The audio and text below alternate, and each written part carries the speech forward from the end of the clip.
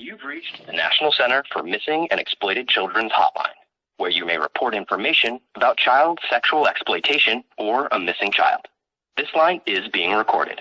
By continuing your call, you acknowledge and consent to the recording. So do you. If you do not wish to be recorded, please hang up now. Para Español, oprime cinco. If you are calling to report your child missing or the sighting of a missing child, press 1 now. If you are calling... Hello, this is Monique. Pardon? This is Monique. Oh, I can barely hear you. Can you speak up, please? I'm hard of hearing. Okay, how can I help you?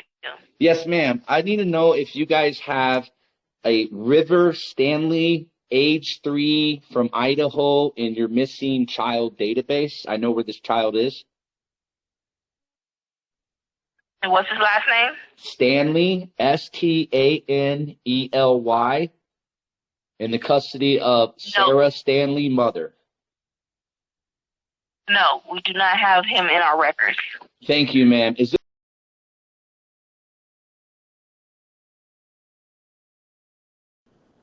And she did it again.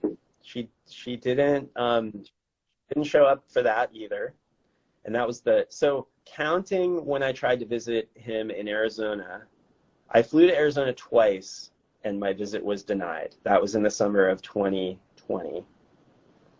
And then she did it 3 more times in Idaho. So we go November, December, and then this most recent one. So we're looking at 5 times. 5 times I have gotten on an airplane, flown to another state, made arrangements. I've done the math. We're talking $10,000 in travel expenses. And I wasn't able to see him. I wasn't able to see River. And when the last time that happened was in February, we had a hearing about that. My attorney filed an emergency petition at that point. We had a hearing, and that was when the judge issued what's called an order to appear, where he said, I want to know where River is.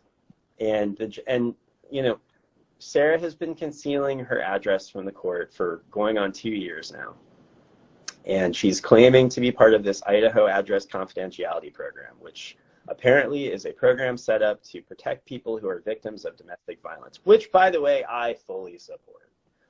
And, well, anyway, to make a long story short, she is no longer a participant in the Idaho address confidentiality program.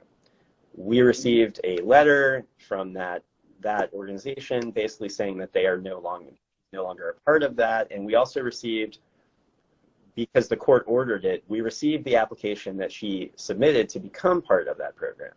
And nowhere in that application does it even have any evidence of any domestic violence or any reason why she should be participating in that program.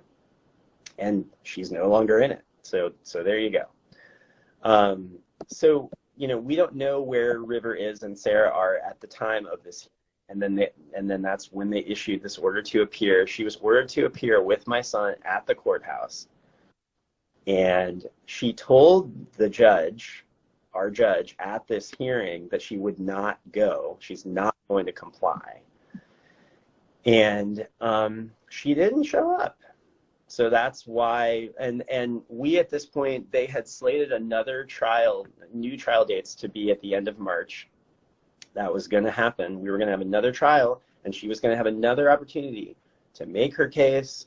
And I think probably if she had just complied with some of these visits and maybe done the parenting evaluation, we probably would have been in a joint custody type of a situation.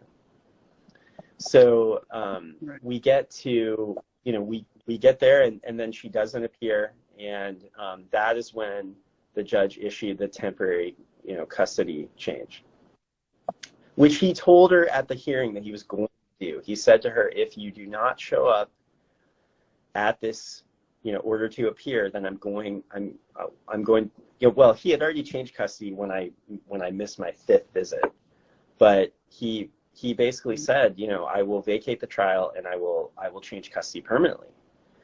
And that's what happened. And just to emphasize again, none of this had to happen this way. This could have all been been avoided. I really don't know why, and I've been asked it often, you know, why is Sarah doing this? Why is she doing this? And then, you know, after that, or kind of around that time, was when we received this communication from this Lewis Arthur individual, who, like I said, until a few weeks ago, I had never heard of. And apparently he is helping her and harboring her and whatever he's doing.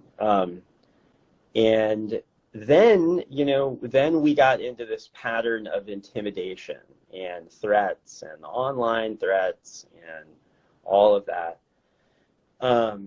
And, you know, and that has just gone on and on and on. And it's not helpful. It's not, none of it is accurate at all. I mean, it's just complete fabrication on all accounts.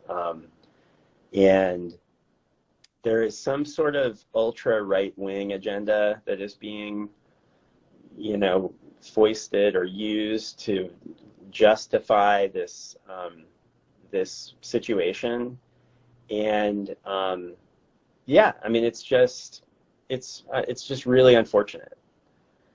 And that's kind of, you know, that's kind of how we got here. It's unfortunate. Sarah and I have not communicated via phone in a long time. We used to communicate over the last couple of years via email, and even, I mean, the email communication was very, very minimal, but I would let her know that I was coming to visit. And that stopped like a few months ago. I mean, we haven't communicated by email since like November. So she went dark on, you know, on that front as well. And now it appears that she has possibly left the state of Idaho. And if she leaves Idaho, that's a direct violation of our court order. I mean, the court order has already been changed, and the new order says that River is no longer a resident of Idaho. So, you know, I mean, that's that. But I mean, we don't know where she is at this point, and all we're getting are these online threats, these attempts to intimidate, and all of that. And it's stupid. It's just super unfortunate. And, you know, and my point of view on it remains the same. And it's kind of like was said in some of these articles that have come out, but I just want to see River. I'm just trying to be a dad, and I'm just a normal guy. I mean, I don't know where like some of this stuff that's being said is even coming from. I'm just a normal guy. I work as a real estate agent in Seattle, Washington. You know, I'm really not that exciting.